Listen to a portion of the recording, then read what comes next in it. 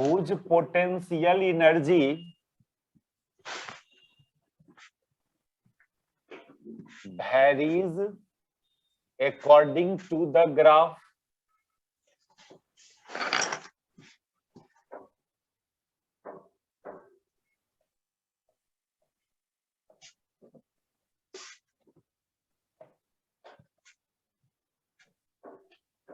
ये potential energy और position का फंक्शन का हम एक ग्राफ दे रहे हैं आपको।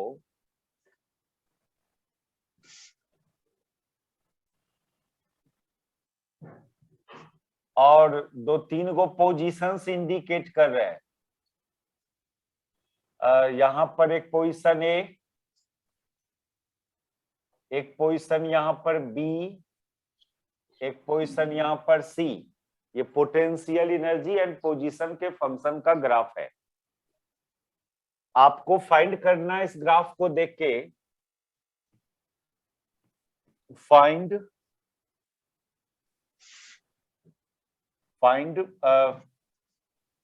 फर्स्ट में डायरेक्शन ऑफ फोर्स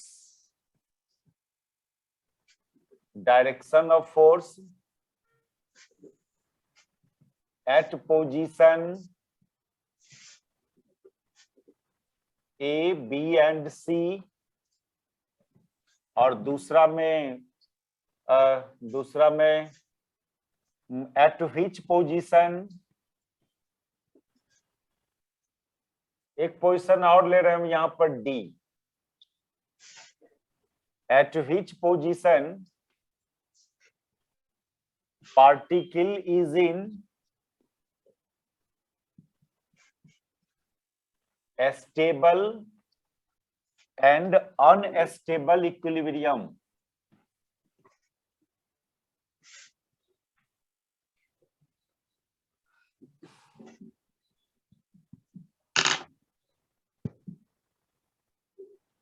इस पार्टिकल एक्स एक्सिस के अलॉन्ग मूव कर रहा है। इसमें कुछ पोजीशंस हम दिखा रहे हैं, किस पोजीशन पर फोर्स का क्या डायरेक्शन है और कौन पोजीशन पार्टिकल का स्टेबल इक्विलिब्रियम पोजीशन है, कौन अनस्टेबल इक्विलिब्रियम पोजीशन। देखो डायरेक्शन ऑफ फोर्स, एक बात ये इक्विलिब्रियम पोजीशन की बात कर रहा है, तो ग्राफ को देख के कैसे समझोगे कि कौन पोजीशन इक्विलिब्रियम पोजीशन है, कौन इक्विलिब्रियम पोजीशन नहीं है। अब फिर उसमें फिर यदि इक्विलिब्रियम पोजीशन है तो कौन स्टेबल इक्विलिब्रियम है, कौन अनस्टेबल इक्विलिब्रियम है। ये सब बात ग्राफ देख के कैसे पता चलेगा। फोर्स का डायरेक्शन पॉजिटिव एक्स एक्सिस के लॉन्ग है कि निगेटिव एक्स एक्सिस के लॉन्ग, ये सब बात ग्राफिकली कैसे पहचानोगे। तो देखिए सॉल्यूशंस में force x component of force बराबर था किसका, minus d by d x का। तो ठीक है, ये फार्मूला था x component of force f x equal to minus d by d x. यहां से अच्छा डी बाई डी एक्स क्या है, डी बाई डी एक्स को बोलोगे आप slope of a straight line. तो slope of a straight line at a point on UX curve, at a point on UX curve. Slope straight line का slope, जैसे y और x के बीच का graph होता है, y और x के बीच का कोई ग्राफ है, मान लो कोई ग्राफ है, तो इसके किसी पॉइंट पर टेंजेंट खींचा, इस ग्राफ के किसी पॉइंट पर आप टेंजेंट खींचा, तो dy बाई डी एक्स क्या बतलाता है, dy बाई डी एक्स इस टेंजेंट का स्लोप बतलाता है ना। नहीं, ये टेंजेंट ड्रॉ किए हम लोग, टेंजेंट, तो dy बाई डी एक्स का मतलब स्लोप ही था ना, स्लोप ऑफ टेंजेंट। बात समझ में आ रहा है? स्पीकर ऑफ कर लो, बहुत आवाज आ रहा है साइड से।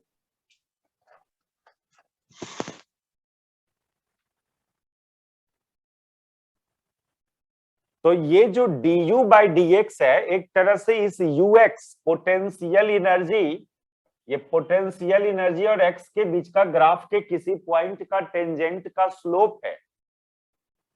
ये डिफरेंशिएशन का ज्योमेट्रिकल मीनिंग होता है कि u वर्सेस x ग्राफ है तो उस पर ये जो du बाई dx का ज्योमेट्रिकल मीनिंग ये होता है। तो अब पता करो a पर पहले हम लोग चेक करें, पोजीशन a पर, पोजीशन a पर यदि ग्राफ ड्रॉ करते हो, पोजीशन a पर यदि टेंजेंट ड्रॉ करते हो आप, इस टेंजेंट का स्लोप, इसका जो du बाई dx होगा, du बाई dx एट ए, अच्छा, और यदि b पर टेंजेंट ड्रॉ करते हो तो b पर टेंजेंट ड्रॉ करोगे तो इधर आएगा एकदम ठीक एक्स एक्सिस के पैरेलल, और यदि c पर टेंजेंट ड्रॉ करते हो तो इसका टेंजेंट ऐसे जाएगा, ऐसे जाएगा c पर का टेंजेंट। इधर से गलत, थोड़ा सा गलती हुआ c पर के लिए,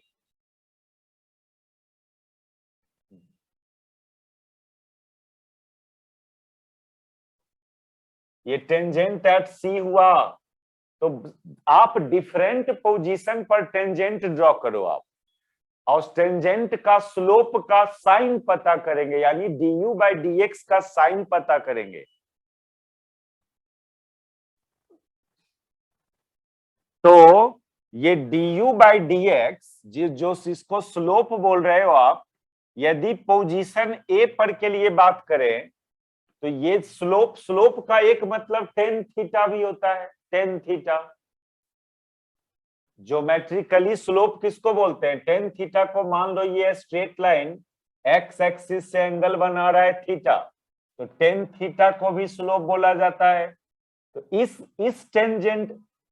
इस टेंजेंट का जो स्लोप होगा, ये टेन थीटा वन, ये टेन थीटा वन जो होगा वो du बाई dx होगा, कहां का? ए पर का।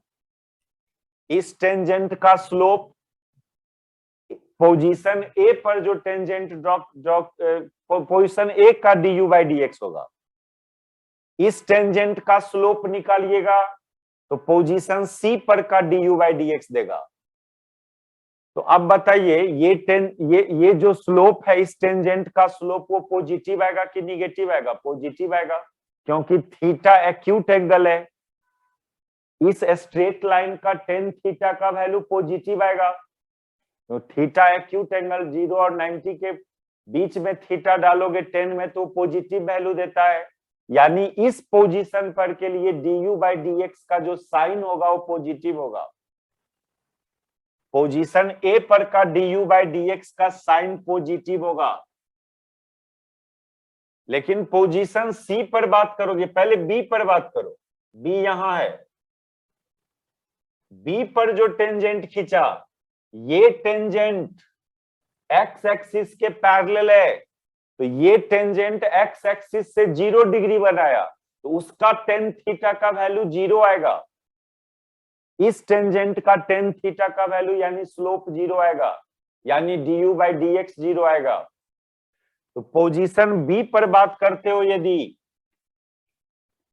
du by dx at B ये 0 आएगा, क्योंकि वो एक्स एक्सिस के पैरेलल है, उसका टेन थीटा। ये थोड़ा फॉर्मूला याद रखो, ये चीज।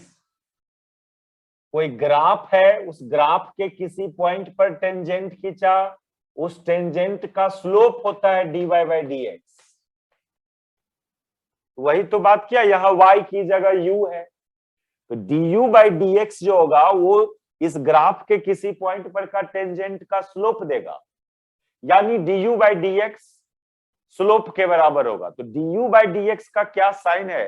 वो बराबर होगा टेंजेंट का स्लोप का साइन, टेन थीटा का साइन, टेन थीटा का साइन।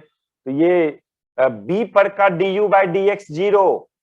जब सी पर बात करोगे तो सी पर के लिए du बाई dx जो होगा वो निगेटिव होगा। सी पर के लिए du बाई dx का वैल्यू निगेटिव, क्यों? क्योंकि ये टेंजेंट जो एक्स एक्सिस से एंगल बना रहा है, ये टेंजेंट वो 90 से ज्यादा बना रहा है। ये एंगल देखो, ये एंगल 90 से ज्यादा है।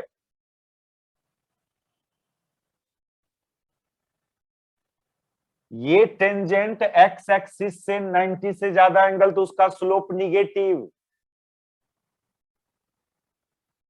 और फिर डी पर बात कीजिएगा, डी पर का भी slope 0, du by d x at D, ये भी 0। समझ में आया क्या किया हम लोग?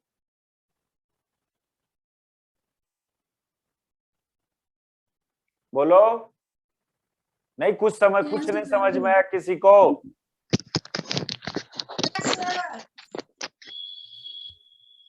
और कोई? सर आ गया। हाँ, टेंजेंट का स्लोप निकालना, वो du बाई डी एक्स दे देगा आपको। अब हो गया, देखिए। तो जब सभी साइन, इसको उतारो उतारो उतारो पहले इसको।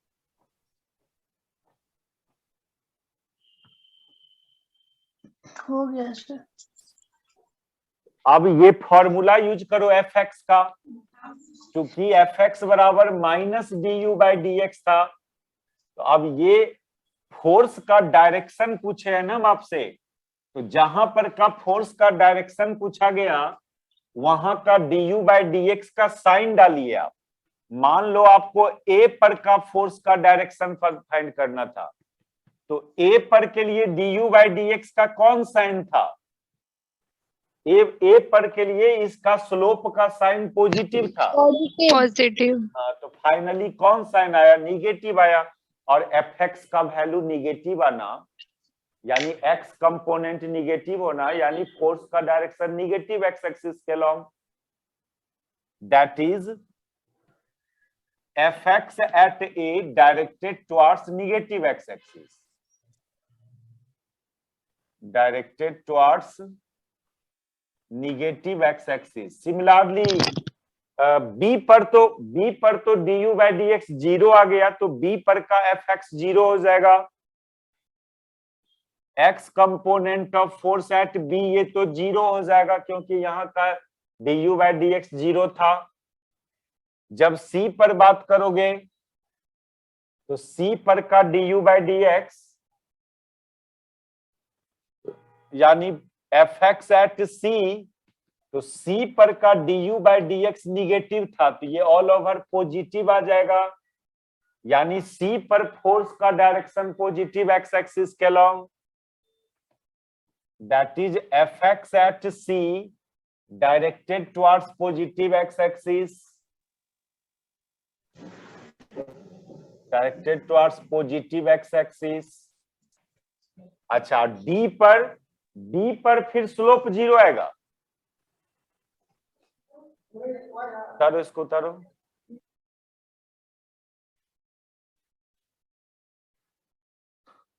और डी पर भी 0, तो फोर्स जहां जहां 0 होगा, वही ना इक्विलिब्रियम पोजीशन होगा।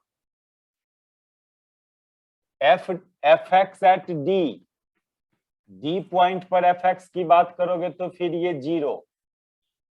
ये जो ग्राफ था आपका,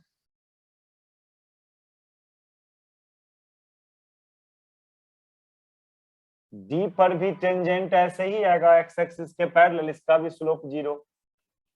और ए पर भी, सॉरी बी पर भी टेंजेंट ऐसे आया था, इसका भी स्लोप 0। तो यहाँ ये पोजीशन और इस पोजीशन पर फोर्स 0, फोर्स 0। और जहां पर फोर्स 0, वही पोजीशन इक्विलिब्रियम पोजीशन होता है। since fx at b and d is 0, इस दोनों पोजीशन पर force 0, hence b and d are equilibrium position. इसको इक्विलिब्रियम पोजीशन बोलेंगे। और इक्विलिब्रियम पोजीशन में भी 3 इक्विलिब्रियम पोजीशन डिफाइन होता है, stable equilibrium position, unstable and एक न्यूट्रल इक्विलिब्रियम। अब इस तीनों में कौन चेक करेंगे कि कौन इक्विलिब्रियम है? इसका एक मैथमेटिकल एक्सप्लेनेशन भी है, इसमें से कौन स्टेबल है कौन अनस्टेबल है। तो ऐसे देखना, यदि इक्विलिब्रियम पोजीशन से डिस्टर्ब करें सिस्टम को, तो फिर से इक्विलिब्रियम पोजीशन पर यदि नहीं आ रहा हो तो वो equilibrium position unstable equilibrium position था।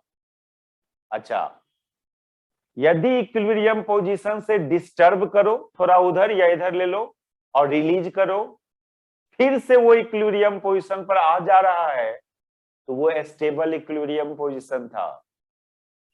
और न्यूट्रल में क्या है कि डिस्टर्ब करके जहां ले गए वहीं छोड़ दिए, और रिलीज किए तो बॉडी वहीं पर रह गया, जहां पर ले गए वहीं रह गया, तो वो न्यूट्रल इक्विलिब्रियम।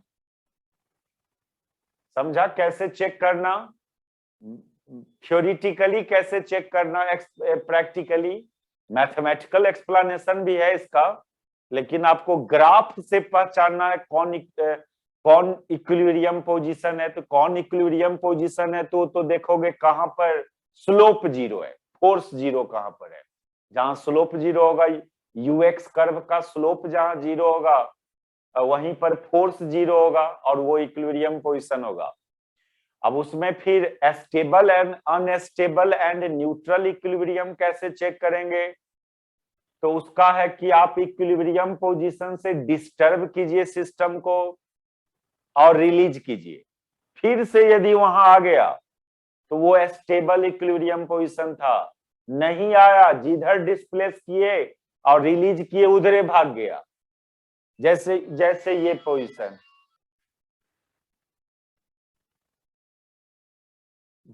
तो यहां पर देखो, इसमें इस पोजीशन में क्या है, यदि बॉडी मेरा यहां पर है सपोज करो, और थोड़ा भी इधर डिस्टर्ब करते हैं इधर, तो उधरे भाग जाएगा, इधर डिस्टर्ब करोगे तो इधरे भाग जाएगा।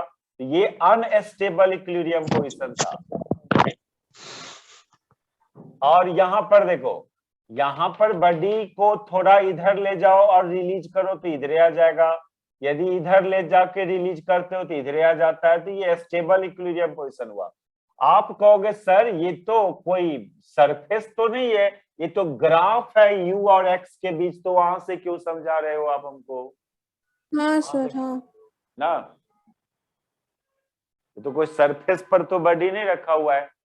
सुनो, equilibrium position potential energy maximum होने के चलते भी इक्विलिब्रियम होता है और मिनिमम होने के चलते भी होता है। जब इक्विलिब्रियम पोजीशन पर रहता है तो उस समय या तो पोटेंशियल एनर्जी मैक्सिमम होगा या मिनिमम होगा। मिनिमम पोटेंशियल एनर्जी जो होता है वो इक्विलिब्रियम पोजीशन होता है, स्टेबल इक्विलिब्रियम होता है। और मैक्सिमम पोटेंशियल एनर्जी वाला स्टेट जो होता है वो अनस्टेबल इक्विलिब्रियम पोजीशन होता है। तो इस ग्राफ में ही देखा जाए तो ये यहां पर पोटेंशियल एनर्जी सबसे ज्यादा है और यहां पर पोटेंशियल एनर्जी सबसे कम है। ये मिनिमम पोटेंशियल एनर्जी स्टेट है, तो ये वाला इक्विलिब्रियम पोजीशन स्टेबल होगा, और ये मैक्सिमम पोटेंशियल एनर्जी स्टेट है, ये वाला ये पोजीशन अनस्टेबल इक्विलिब्रियम पोजीशन का होगा। कोई भी इक्विलिब्रियम हो, यू या तो मैक्सिमम होगा या मिनिमम होगा। यदि मिनिमम है तो स्टेबल इक्विलिब्रियम, मैक्सिमम है तो अनस्टेबल इक्विलिब्रियम। आप लोग ऐसे ही इतने बस इसका ऐसे मैथमेटिकल एक्सप्लेनेशन है, कैलकुलस का भी एक एक्सप्लेनेशन है इसके लिए। चलो अब हम लोग इसमें बोल देना। हाँ हाँ, तो बी हो गया, बी हो गया अनस्टेबल इक्विलिब्रियम पोजीशन, क्योंकि यहां का U मैक्सिमम है, U इज मैक्सिमम। और D हो गया स्टेबल इक्विलिब्रियम पोजीशन, चूंकि यहां का U मिनिमम है।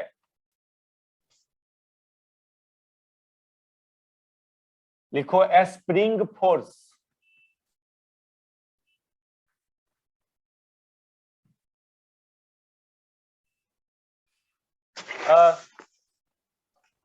हम लोग स्प्रिंग में एक जो स्प्रिंग का जो शेप लेते हो, ये सपोज करो ये एक स्प्रिंग है, इस पर कोई भी फोर्स एक्सर्ट करता हुआ नहीं दिखा रहे हम लोग, तो बोलेंगे कि ये स्प्रिंग हमारा नेचुरल लेंथ में है, ये spring is in its natural length, जब कोई फोर्स एक्ट ही नहीं कर रहा है। लेकिन अब हम लोग क्या करते हैं, इसमें दो इक्वल एंड ऑपोजिट फोर्स दोनों एंड पर अप्लाई करते हैं और उस स्प्रिंग को स्लोली इलोंगेट किया जाता है, स्लोली। इस स्प्रिंग को स्लोली इलोंगेट किया on applying two equal and opposite force at the ends of a spring. या आप ऐसे फोर्स लगाओ इक्वल एंड ऑपोजिट, या ऐसे लगाओ। ऐसे लगाना यानी तो फिर स्प्रिंग को हम लोग ऐसे करके कंप्रेस्ड दिखाएंगे स्प्रिंग को, यदि इस तरह से फोर्स लगाए हो इक्वल एंड ऑपोजिट। इसको फिगर 1 नाम दो, फिगर 2, फिगर 3। तो spring in figure 1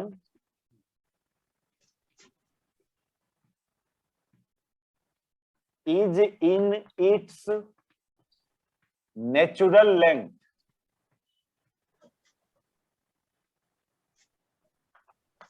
is in its natural, कोई फोर्स ही नहीं लगा उस पर, कोई फोर्स नहीं लगाया आप। ऐसा नहीं कि फोर्स लगाया और रिजल्टेंट फोर्स 0 है, नहीं ऐसा नहीं, फोर्स ही नहीं लगा, तो उसको हम लोग बोलेंगे नेचुरल लेंथ में वो स्प्रिंग। स्प्रिंग का लेंथ को नेचुरल लेंथ बोलेंगे और स्प्रिंग को नेचुरल स्प्रिंग बोलेंगे, and spring is said to be natural spring.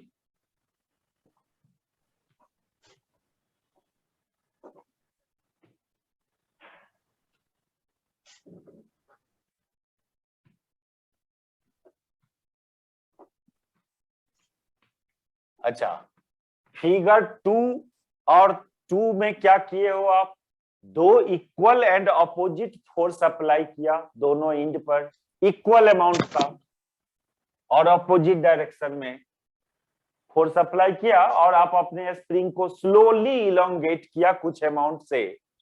तो अब मान लो इसका लेंथ हो गया L + x, यहां पर स्लोली अब ऐसे फोर्स लगाया तो स्लोली इसके लेंथ को डिक्रीज किया, तो सपोज करो ये हो गया L - x।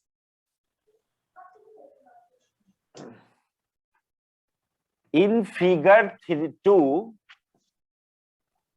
स्प्रिंग, एक minute, two equal and opposite force, two equal and opposite force F acts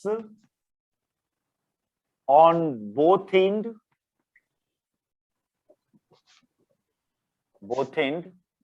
as a result of which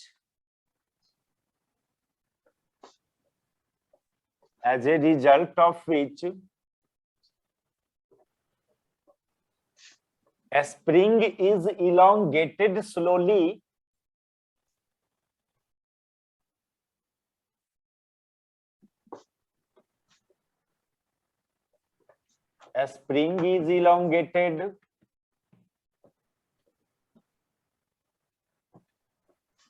slowly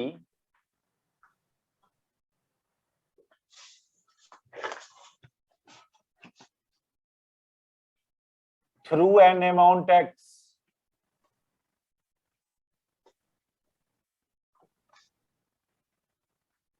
amount से इलोंगेट किया स्लोली। ये नहीं भी बाद में ये वर्ड यूज करे तो स्लो ही मानना, सारा डिराइवेशन आपको जब स्लो नहीं होगा ना तो बोल देता है क्वेश्चन में, हम फास्टली इलोंगेट किया। ऐसा भी क्वेश्चंस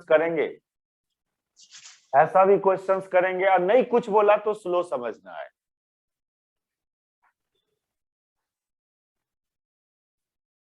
देखो एक न्यूमेरिकल करेंगे हम लोग, वहां पर इसका इस बात का जो कोई भी लैंग्वेज सेंटेंस सब हम इतना लिख रहे हैं, हर बात का एक पर्पस होता है मेरा। अब ये क्वेश्चंस को देखो, अभी उतारना नहीं।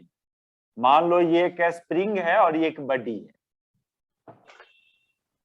अब यहाँ पर दो केस हो सकता है। ये अभी अपना नेचुरल लेंथ में है। अब नीचे से हाथ पर रख लिया और हाथ को धीरे धीरे नीचे जाने दिया, एक ये स्टाइल। और दूसरा स्टाइल कि ये हाथ पर रखे हुए थे और अचानक हाथ को हटा लिए। तो दोनों केस में डिफरेंट अमाउंट से नीचे जाएगा वो। आप एक बार हाथ को स्लोली लेते चलो नीचे कि ऑलवेज आपका बॉडी आपके हाथ से कांटेक्ट में रहे, तब कितना नीचे गया, यानी इस स्प्रिंग में कितना डिफॉर्मेशन हुआ। और आप सडनली हाथ को यहां से रिमूव कर लो, तब कितना डिफॉर्मेशन होगा आपके स्प्रिंग में। ये डिफरेंट होता है। तो ये बहुत जरूरी बात है कि स्प्रिंग को स्लोली इलोंगेट करवा रहे हैं कि फास्टली। आप सडनली हाथ को हटा लोगे तो स्लो इलोंगेशन नहीं होगा, और स्लोली हाथ को ले जाओगे तो स्लो इलोंगेशन होगा। तो दोनों केस में अलग अलग अमाउंट से स्प्रिंग में इलोंगेशन आता है। और पूछा जाता है find elongation in spring when hand is suddenly remove, या hand goes vertically downward slowly such that body remain contact with hand. ये सब केस बार बार ये स्लो वर्ड पर हम जोर दे रहे हैं। कुछ नहीं बोले तो स्लोली समझना। सिमिलरली इन फिगर 3, इस फिगर में भी वही बात, दो इक्वल एंड अपोजिट फोर्स लगाया और आपका स्प्रिंग स्लोली इलोंगेट नहीं हुआ, यहां कंप्रेस्ड हुआ, एक्स अमाउंट से कंप्रेस्ड हुआ। Similarly two equal and opposite force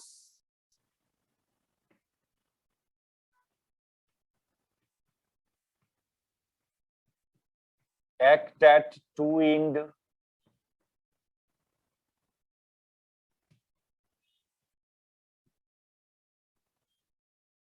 of a spring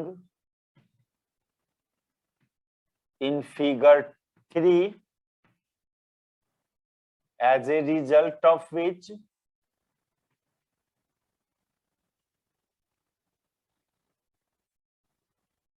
a spring compressed through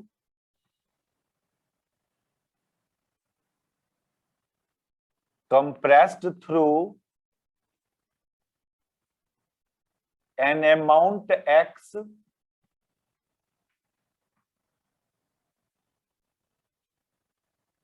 slowly। चलिए, इस दोनों केस में इस दोनों स्प्रिंग का एक जनरल नाम देते हैं हम लोग deformed spring.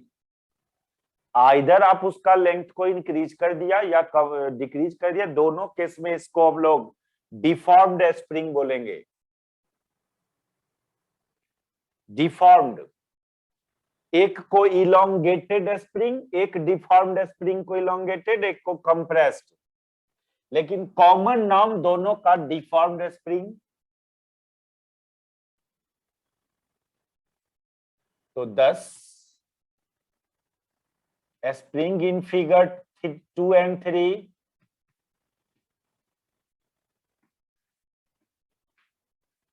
are called deformed spring।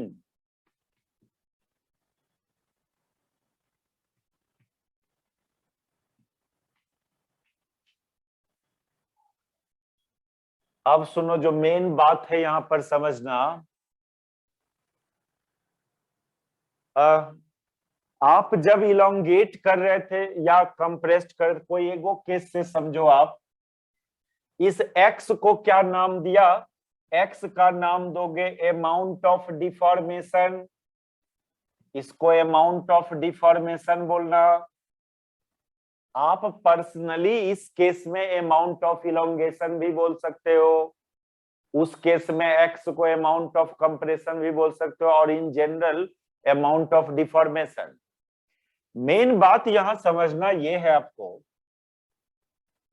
जब स्प्रिंग को इलोंगेट कर रहे थे स्लोली स्लोली, तो इसका हर पॉइंट, स्प्रिंग का हर पॉइंट का एक्सेलरेशन 0। कोई भी पॉइंट कंसीडर करे स्प्रिंग में, मान लो यहां पर एक पॉइंट ले, या यही पॉइंट ले, मान लो ये इंड को बी, और भी अंदर में भी कोई भी पॉइंट कंसीडर करो, सब पॉइंट स्लोली मूव कर रहा था, और पॉइंट का स्लो मोशन होना मतलब उसका एक्सेलरेशन 0। स्प्रिंग के हर पॉइंट का एक्सेलरेशन 0 ड्यूरिंग स्लो इलोंगेशन। ठीक है, ड्यूरिंग इलोंगेशन और compression, acceleration of each point of a spring will be 0.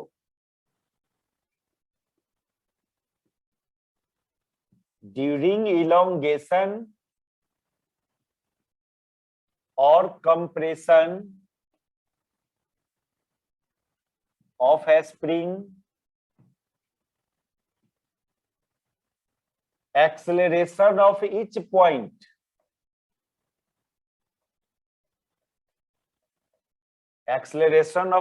point of a spring will be 0.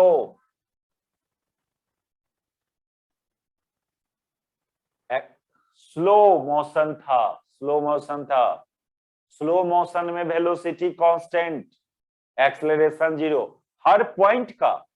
आप अंदर में एक पॉइंट सी ले लिया, चाहे ए हो, बी हो, सी हो, सब पॉइंट का एक्सेलरेशन 0।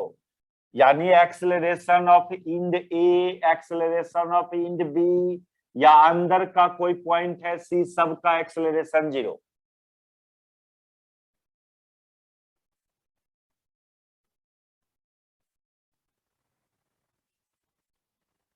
जबकि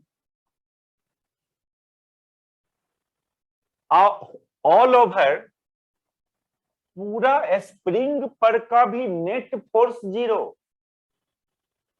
पूरे स्प्रिंग पर रिजल्टेंट फोर्स की बात करोगे तो वो भी तो 0 है। एक फोर्स उधर लगाया, जितना अमाउंट का उतना ही अमाउंट का इधर लगाया, also resultant force on spring is 0। also resultant force on a spring is 0।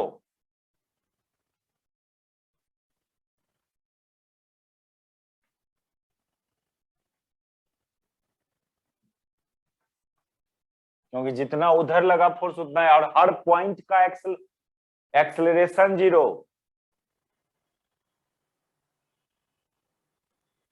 समझ रहे हो ये सब बात थ्योरेटिकली, जो क्या बात हम अभी बोला, ये सब उतार लिए फिगर। Yes sir. तो देखिए हम लोग को करना क्या है यहाँ पर, ये सब तो प्रॉपर्टी देखा, अब इसका यूज क्या करना है इस सब बात का। ये सब जो हुआ यहाँ पर, इसका क्या यूज है? यूज है एक फोर्स ढूंढने में, स्प्रिंग फोर्स ढूंढने में, इस सब बात का यूज है। अब एक काम कीजिए, आप अपने स्प्रिंग को 2 पार्ट में डिवाइड कर दो हाइपोथेटिकली। मान लो हम पार्ट सी से इसको डिवाइड कर दिया। Consider the spring into 2 part.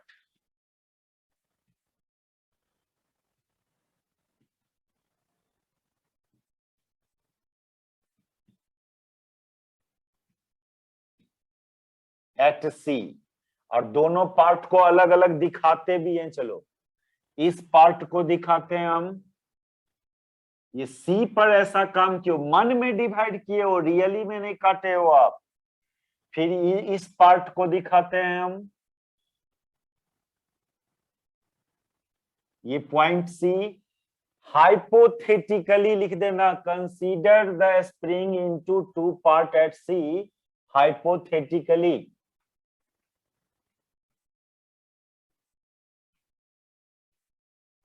Really मैंने काट दिए हो आप। अब सुनो, जब हम लोग देखा कि पूरे स्प्रिंग पर का नेट फोर्स 0 है, पूरा स्प्रिंग फोर्स का नेट फोर्स 0 है, यानी कोई भी टुकड़ा लेंगे उस पूरा स्प्रिंग हमारा इक्विलिब्रियम में है, नेट फोर्स 0 है, तो फिर उसके अंदर से कोई भी टुकड़ा भी कंसीडर करेंगे तो वो उसको भी इक्विलिब्रियम में होना चाहिए। ये कंसेप्ट है। यदि होल सिस्टम इक्विलिब्रियम में हो तो सिस्टम का कोई पार्ट को भी कंसीडर करेंगे तो वो भी उसको भी इक्विलिब्रियम में मानना है। तो ये यदि पूरा स्प्रिंगे पर का नेट फोर्स 0 था, ये पूरा स्प्रिंग आपका इक्विलिब्रियम में था, तो इस स्प्रिंग का कोई भी टुकड़ा, ये टुकड़ा की बात करो, ये टुकड़ा, उसको भी इक्विलिब्रियम में होना होगा।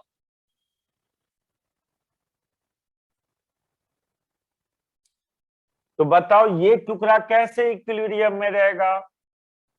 तब तो इस पर भी नेट फोर्स 0 होना चाहिए, तब ये इक्विलिब्रियम में रह सकता है टुकड़ा। और नेट फोर्स 0 होने के लिए सी पर आप एक फोर्स, इतने ही अमाउंट का फोर्स आपको एज्यूम करना पड़ेगा। फिर ये टुकड़ा को इक्विलिब्रियम में मेंटेन करवाने के लिए यहां सी पर उतने ही अमाउंट का एक फोर्स इस डायरेक्शन में क्रिएट करवाना होगा, तब ये पार्ट और ये पार्ट भी इक्विलिब्रियम में रहेगा। ये कंसेप्ट है कि जब पूरा सिस्टम इक्विलिब्रियम में है, क्योंकि पूरे सिस्टम पर का नेट फोर्स 0, तो सिस्टम का कोई टुकड़ा भी कंसीडर हुआ तो उसको भी इक्विलिब्रियम में रहना होगा।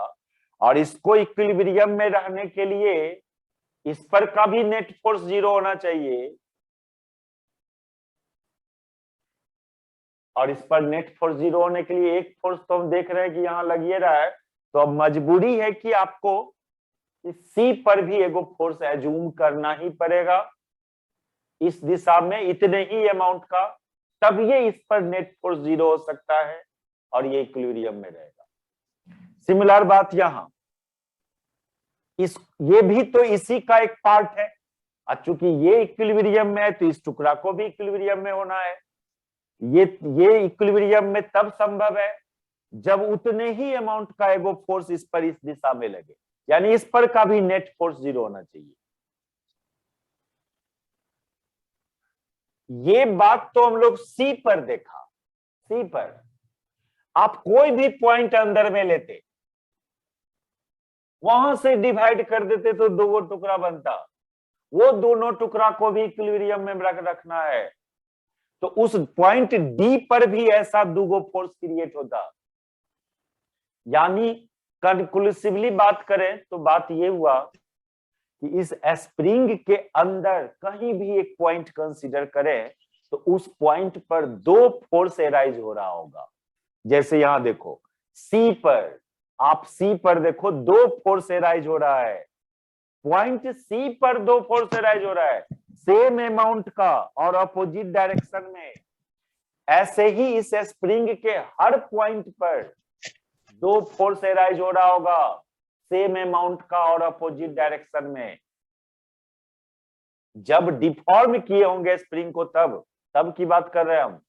जब नेचुरल स्टेट में था स्प्रिंग, उस समय ये सब बात नहीं था, उस समय ये सब बात नहीं था, उस समय कोई फोर्स नहीं लग रहा था पहले से। लेकिन जब डिफॉर्म करोगे इक्वल एंड अपोजिट फोर्स लगा के, तो स्प्रिंग के अंदर के हर पॉइंट पर दो इक्वल एंड अपोजिट फोर्स, कितना जितना आप यहां लगाए होंगे उतने ही वो क्रिएट होता है, जिसको स्प्रिंग फोर्स बोलते हैं। ये चीज का फीलिंग्स दिलवाना था आपको।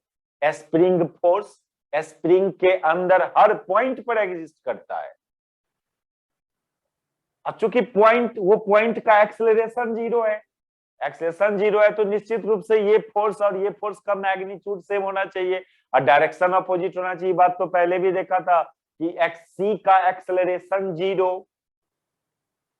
क्योंकि स्लो मोशन होता है, तो स्लो मोशन होगा तो कोई भी पॉइंट लोगे तो एक्सेलरेशन 0। एक्सेलरेशन 0 का मतलब नेट फोर्स 0 उस पॉइंट पर, तो निश्चित रूप से नेट फोर्स 0 के लिए दो फोर्स क्रिएट होना होगा उस पॉइंट पर, ऑपोजिट डायरेक्शन में एंड सेम अमाउंट का, उस बात से भी वेरीफाई हो जा रहा है ये बात। या कोई टुकड़ा का इक्विलिब्रियम किससे बात करोगे तो उससे भी वेरीफाई हो जा रहा है। ऑल ओवर रिजल्ट आपको ये रहा, रिजल्ट ये रहा कि at each point in A deformed spring, at each point in a deformed spring, there exist two equal and opposite force,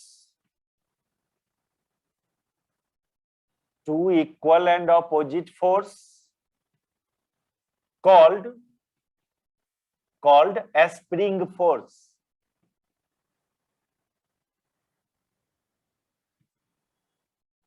Called as spring force. और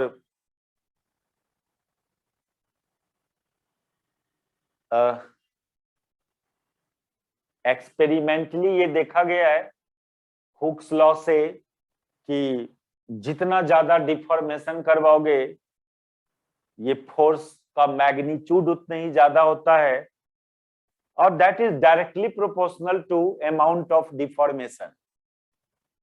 The magnitude of a spring force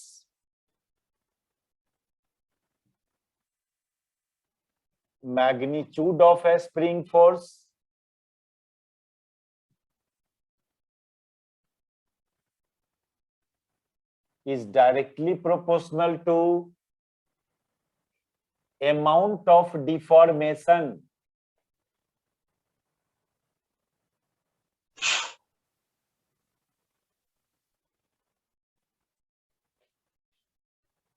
नहीं भी हो सकता है ऐसा बात, spring force का magnitude deformation के अमाउंट के डायरेक्टली प्रोपोर्शनल नहीं भी हो सकता है, हो भी सकता है।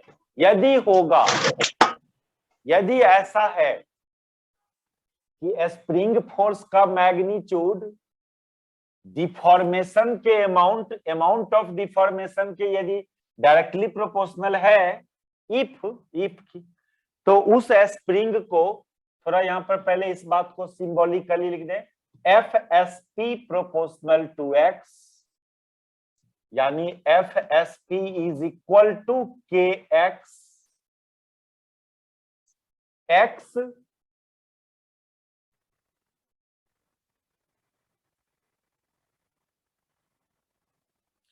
एक्स का वैल्यू ऑलवेज पॉजिटिव लेना, क्योंकि ये अमाउंट ऑफ डिफॉर्मेशन है। कितना अमाउंट से कंप्रेस्ड हुआ तो बोलोगे 1 सेंटीमीटर से 2 सेंटीमीटर से, तो उसको ऑलवेज पॉजिटिव में लेना।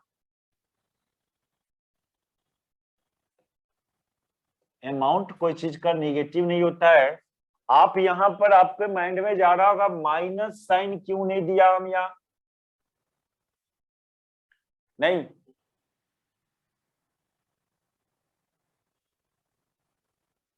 ये आ रहा है ना पहले से आप लोग के माइंड में f बराबर minus k x. Yes sir, minus k x होता है ना वहां पे।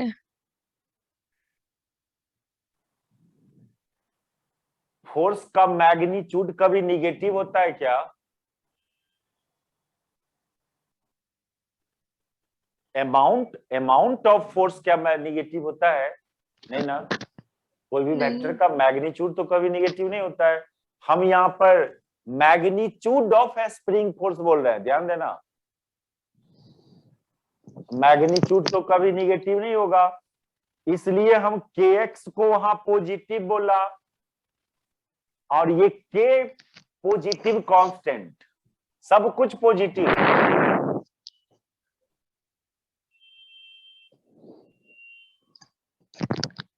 अभी ना कंफ्यूज करोगे, पहले से जो जानते हो ना उस सब बात याद आएगा, तो अभी कंफ्यूजन होगा, साइन में कंफ्यूजन होगा। हाँ सर, तो वो नेगेटिव साइन कब एज्यूम करेंगे?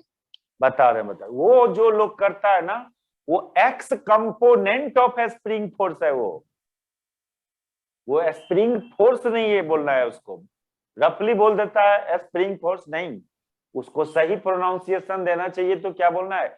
एक्स कंपोनेंट एस, ये इस केस में होगा। देखो जो आदमी सिचुएशन ऐसा ले रहा होगा, मान लो ये स्प्रिंग है और यहाँ पर आप एक एक्सटर्नल फोर्स लगाया, अब कोई पूछेगा बताओ इस जगह स्प्रिंग फोर्स किधर, तो पीछे, तो उस केस में एफ को माइनस के एक्स बोलोगे आप, उस केस में एफ को माइनस के एक्स। लेकिन यही सिचुएशन आपका उल्टा होता, यदि मान लो ये स्प्रिंग है और ये स्प्रिंग है आपका, और आप फोर्स ऐसे लगा रहे हो, एक्सटर्नल फोर्स ऐसे लगा रहे हो, अब यहां पर स्प्रिंग जो फोर्स लगाएगा वो तो इधर लगाएगा, आप लगाया इधर एक्सटर्नल फोर्स, तो स्प्रिंग इधर लगाएगा, तो इस केस में एफ बराबर के एक्स लिखेंगे, न कि माइनस के एक्स। वो आदमी तब करता है जब इलोंगेशन का डायरेक्शन पॉजिटिव एक्स एक्सिस की तरफ हो, तब माइनस के एक्स। और जब इलोंगेशन या डिफॉर्मेशन का डायरेक्शन निगेटिव एक्स एक्सिस के लॉन्ग होगा तो प्लस के एक्स। वहां पर अमाउंट ऑफ डिफॉर्मेशन का डायरेक्शन वो था, एक्सटर्नल फोर्स उस दिशा में लगाए थे, तो स्प्रिंग डिफॉर्म हो रहा था उस दिशा में पॉजिटिव एक्स एक्सिस के लॉन्ग, तो स्प्रिंग फोर्स आता है निगेटिव एक्स एक्सिस के लॉन्ग, तो उसका x component of spring force में माइनस लगाना चाहिए। आ भी तो रहा है, फोर्स का डायरेक्शन निगेटिव एक्स एक्सिस के लॉन्ग आ रहा है, ये x component of spring force है। आप लोग यदि ऐसे लिखते ना तो ज्यादा क्लियर होता है, f x equal to minus k x, लेकिन एफ के नीचे लोग एक्स नहीं लगाता है, एक्स कंपोनेंट नहीं बोलना चाहता है, एफ बराबर माइनस के एक्स लिखता है। लिखना चाहिए एफ एक्स बराबर माइनस के एक्स, यहां पर लिखना चाहिए एफ एक्स बराबर प्लस के एक्स लिखना चाहिए। तो वो ये चीज वेक्टर है, फोर्स वेक्टर है, थोड़ा इतना ख्याल करना पड़ेगा आपको। मैग्नीट्यूड कभी निगेटिव नहीं होगा, कोई भी फोर्स हो, स्प्रिंग फोर्स हो, कुछ भी हो। यहाँ पर देखो, यहाँ पर एक्स को एक्स अमाउंट है डिफॉर्मेशन, एंड वो कभी निगेटिव नहीं होगा। यहाँ एक्स को आप डिस्प्लेसमेंट मत समझना, डिस्प्लेसमेंट में भी पॉजिटिव नेगेटिव, लेकिन एक्स का फिजिकल मीनिंग यहाँ अमाउंट ऑफ डिफॉर्मेशन है, डिस्प्लेसमेंट नहीं है। यहाँ स्प्रिंग डिस्प्लेस्ड हुआ क्या, ये पॉइंट डिस्प्लेस्ड हो सकता है, लेकिन स्प्रिंग में थोड़ी डिस्प्लेसमेंट होगा। अमाउंट ऑफ डिफॉर्मेशन रीड करेंगे एक्स को, ना कि डिस्प्लेसमेंट रीड करेंगे। बहुत कंफ्यूजन है, नहीं सही बात जानने चलोगे ना तो बहुत सही बात जानना एकदम स्ट्रेट फॉरवर्ड है, आप लोग सुनना नहीं चाहते हैं।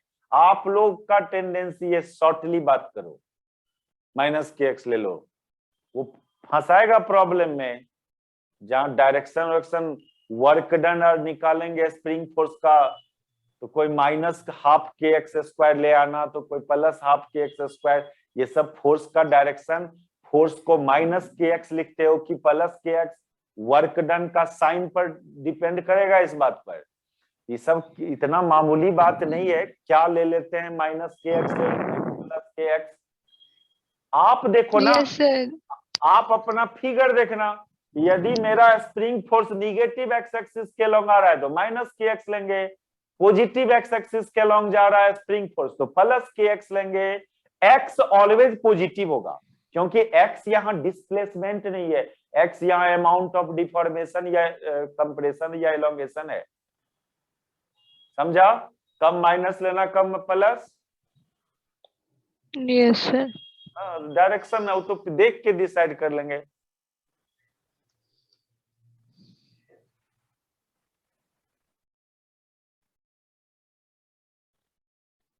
ये फिगर बना लिया था ना, यस सर, बन गया था। ये स्प्रिंग फोर्स है ये। अच्छा, इसको ना हम लोग सुनो, के भी पॉजिटिव कांस्टेंट, एक्स भी पॉजिटिव क्वांटिटी क्योंकि अमाउंट ऑफ डिफॉर्मेशन। और जो बात बोल रहे थे, हाँ, यदि स्प्रिंग फोर्स का मैग्नीट्यूड एक्स का डायरेक्टली प्रोपोर्शनल में आया तो उस स्प्रिंग को लीनियर स्प्रिंग बोलना, linear spring. Then spring is called linear, then spring is called linear. और यदि ऐसा नहीं आया तो non linear, non linear spring. If a spring force is not directly proportional to x, यानी x का कोई अदर पावर का प्रोपोर्शनल में आया, एक्स क्यू का आया, एक्स स्क्वायर का प्रोपोर्शनल में आया, तो फिर उसको नॉन लीनियर स्प्रिंग बोलते हैं। Spring force is not directly proportional to x.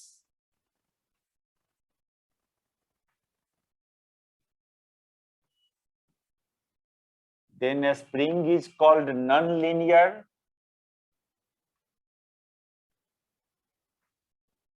लेकिन आपका न्यूमेरिकल में लीनियर स्प्रिंग की बात करेगा या इलास्टिक स्प्रिंग बोलेगा? Elastic, non linear, linear spring को इलास्टिक स्प्रिंग भी बोलते हैं।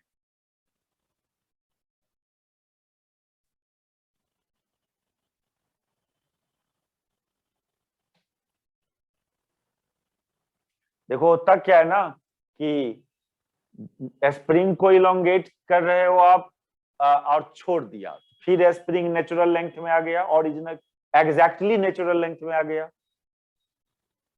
और एक ऐसा भी होता है इतना ज्यादा इलोंगेट करके छोड़ो तो फिर वो कंप्लीटली नेचुरल लेंथ में नहीं आएगा। यानी इलास्टिक लिमिट के बाद भी इलोंगेट कर रहे हो तो वहां पर स्प्रिंग फोर्स एक्स के डायरेक्टली प्रोपोर्शनल नहीं रह पाता है। वो तो इलास्टिसिटी चैप्टर में हम लोग देखेंगे सब बात को। जब इलास्टिसिटी पढ़ेंगे तो शुरू में डायरेक्टली प्रोपोर्शनल, उसके बाद ऐसा, उसके बाद बहुत कॉम्प्लिकेटेड ग्राफ हो जाता है। तो यहां तक तो लीनियर स्प्रिंग होगा। इस केस में स्प्रिंग फोर्स एंड एक्स के बीच का ग्राफ की बात करोगे तो जहां ग्राफ है स्ट्रेट लाइन है तो वो डायरेक्टली प्रोपोर्शनल हुआ, जहां के बाद स्ट्रेट लाइन नहीं है ग्राफ तो वो नॉन लीनियर पार्ट हुआ। वो रहने दो आज इतना ही पर आज।